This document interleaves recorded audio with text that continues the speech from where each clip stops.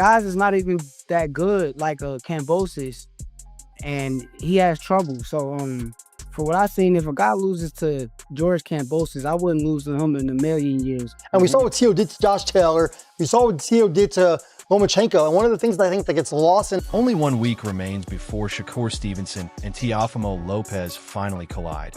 And the boxing world is split like a heated group chat that nobody can mute. Pros, analysts, former champions, everyone is picking sides like this as a full-blown Marvel Civil War done on one side. People are backing Teofimo, saying he's the guy who actually comes to fight. Not glide, not dance, but bring power, pressure, and that explosive energy where one moment can change everything. They're saying Teo doesn't play tag. He plays checkmate with force. One clean shot on Shakur, and the entire script could flip instantly. The other can't believe Shakur. A hell of a performance too. A hell of a performance too. So yeah, I mean, I think he's hit or miss. You got to think he got stuff. He a little cuckoo too. Like he has like a little mental lapses every once in a while. Look at the Kambosos fight. Like that's a fight that people would never expect Kambosos to win, and he won a grueling match against him as well. So I just. I don't know. I don't think he can get it done against Shakur when it comes to like because it's going to be just a skill match. I don't think he's going to try to. Shakur is about to deliver a masterclass, not a war, breaking Teo down round by round with skills that almost feel unfair, defense that looks impossible to solve, an IQ that makes explosive fighters look like they're swinging at nothing. They say Teo brings fire, but Shakur brings water. And water always wins if you give it time. That's why this fight feels electric. It's not just power versus defense.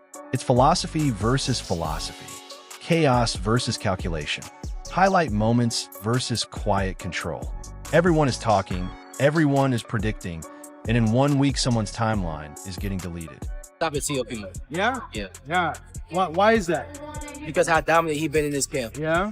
What do you think made the difference? Is it because the opponent? Is it because you guys were all together? Like because his focus level. He just took it a lot serious. Not saying he did in his other camps, but he just took this fight a lot serious.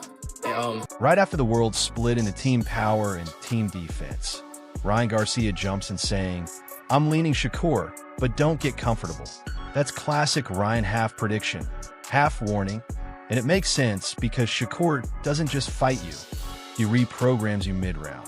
But Ryan still left the door open for a Teo surprise, because Teo is the type who ignores scripts and rewrites endings. This is the kind of fight where the favorite looks smart on paper, but chaos always shows up in real life. Then Roy Jones Jr. steps in like the professor who's seen every era and treats this like a skill-for-skill experiment. Roy said this is boxing nerd heaven, not just vibes and knockouts. He framed Shakur and Teo as and Teofimo looked great in his last fight. Of course, he didn't have Shakur in front of him. But I think that for Shakur, he has to keep the fight at his distance. If he does that, I think it's a win for him. Teofimo, he's more, he wants to draw you and he wants to counterpunch. He's going to have to be a different guy this time. I'll just say it. I think Shakur Stevenson, who I'm going to be facing, I think he's overrated. I think so, yeah. He's been decreasing on his style. Yeah, but people amp it up like he's really got the goods. I'm looking forward to us finally facing in that square circle and really showing the world. Equals right now. Accomplished, dangerous, but still climbing toward that Bud Canelo tier. That's a classic Roy perspective. He's not asking who's louder. He's asking who's more complete. This isn't hype versus hype. It's toolkit versus toolkit. Surgical precision versus athletic chaos. Roy basically said both guys are real, just not legends yet. And that's pressure because fights like this don't just award belts, they rewrite careers in real time. After Roy broke it down like a skill lab, Timothy Bradley storms in sounding like a coach who just binge-watched film and came back with warnings. Bradley said flat out, this is not easy work for Shakur. He praised both fighters as autonomous. Guys who don't need directions, they build a map you won't get as they it. fight. You know, I think really it's just all about setting the good pace early in the beginning rounds and then going from there, setting that tone. I think that I don't see him going those 12 rounds. This is his first time moving up to 140. A lot of these guys could say a lot of things about me not knocking them out. Bradley highlighted Teo's speed, athleticism, and awkward body mechanics. When Teo digs to the body and pushes pace, that's a nightmare for any control-first fighter. But Bradley also explained why Shakur is still favored. Defense, timing, IQ, that Floyd-style rhythm breaker. His key point was simple. Defense alone doesn't win rounds if you don't answer back, especially against a busy, explosive fighter. Then Teofimo walks in sounding like pure conviction with a microphone. No hesitation, no softness, just confidence. When Teo says the mistake is fighting him, that's not trash talk. That's his operating system. That I loved how he embraced the underdog role, bringing up Lomachenko like a badge of honor, saying he's lived here before and knows how the movie ends. When he said, and to see who prevails, it's going to be awesome because, like I say, you have a great foot game. He's very innovative with what he does from the mental side of it. So I love what I see. I love these type of fights because it's a you pick 'em type fight. This is what people want to see. You know, they want to see, will the cream rise? And you feel like you are the cream, so you trying to challenge all of them because you want to rise.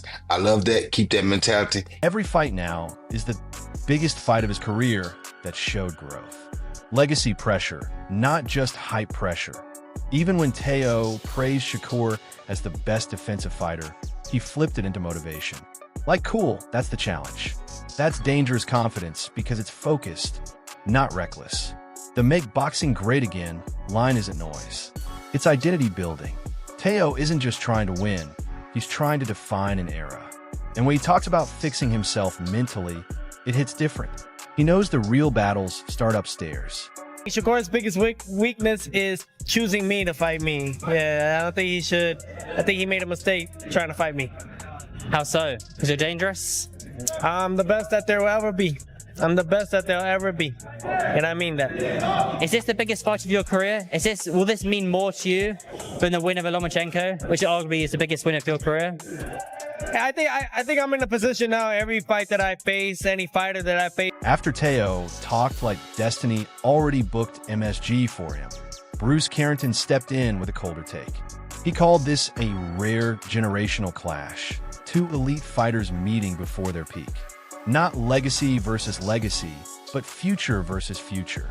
Bruce said Shakur's patience isn't boring, it's psychological warfare. If Shakur stays disciplined, Teo's night could get very long. Bruce didn't ignore Teo's danger. He mentioned Lomachenko and Josh Taylor, nights where Teo was locked in and terrifying. If that version shows up, how did you fix your mental health? I looked at myself in the mirror one day and I said, what am I doing? I'm way better than what I say I am. So let's go out there and show the world. And you just, I think it's a very nice way. I just woke up one day and it just happened. Now I don't stop. And now you're fighting Shakur Stevenson in Madison Square Garden. Pretty damn good, huh? It'll be a lot better when they see what I like to see. I think that's what the fight fans love to see and want to tune into. And this is what I'm all about. I represent Make Boxing Great Again, and this is what we're going to do. We're going to start it off this year, 2026, like that, against Shakur Stevenson, who is arguably the best defensive fighter, you know, and I'm looking forward to show everybody that he is not what they say. So here we are, 1 week out, and this fight feels like a vote on what boxing values in 2026. Teofimo brings volatility, athletic chaos, and belief in one perfect moment. Shakur brings structure, discipline, and slow suffocation. Analysts are split. Power versus IQ. Explosion versus control. And both sides have receipts. The winner won't just win rounds. He'll win arguments, narratives, and future leverage. Drop your take in the comments. Let's really talk about it. And don't forget to like, share, and subscribe to Bloodline Boxing. See you in the next one.